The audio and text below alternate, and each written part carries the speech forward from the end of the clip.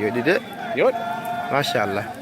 ɗo ko ceerno Siraji ceerno Bassirou Thiam ɗo Daka faƴƴama e nder leydi Guinée Bissau eɓe gari juurade duɗal ngal Seydi El Hadji Ali Thiam jangguinta on ji duɗal ngal nani ko ɗo tigui woni duɗal ngal on ji ceerno Siraji e demtal muɗum ɓe gari tigui wadde ziyara e wadde duwaw e juurade ngal so Allah jaaɓi nde wonno ko janggo Daka o sakete so gasi nde fuɗɗo ɓenne to ɓerɗe to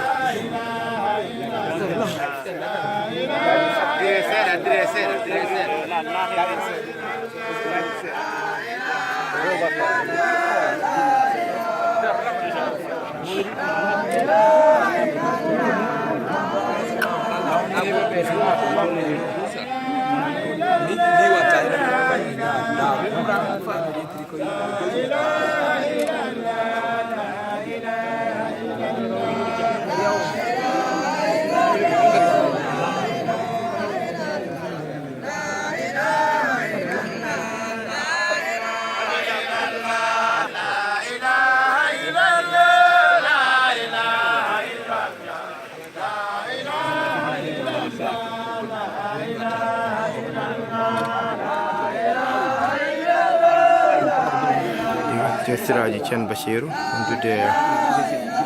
ceerno Ibrahima Diallo ɓurandirade Diallo Thiam min tigui baba mo Seydou Bane kadi Huudu Thiam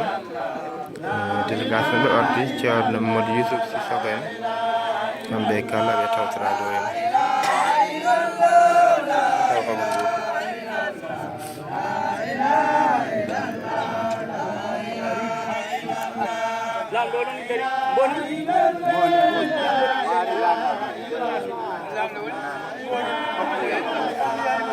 haala ka ɓali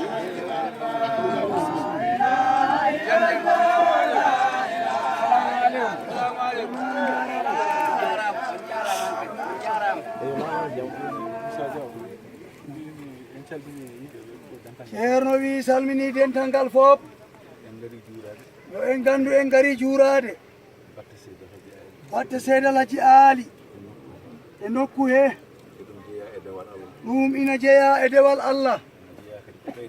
ɗi jeeya kadi he ko ɓeydara en hakkude men e Allah hakkude men kadi e Sekana Ahmad Tidiane sabu waliyu duttiɗo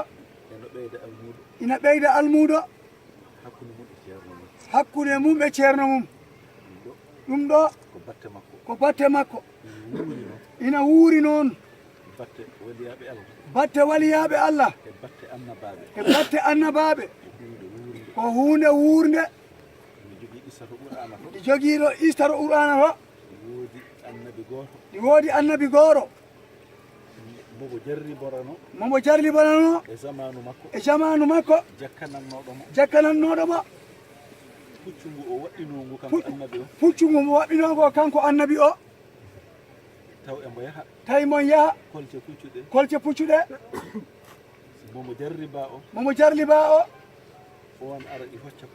on ara ina hocca kolce ɗe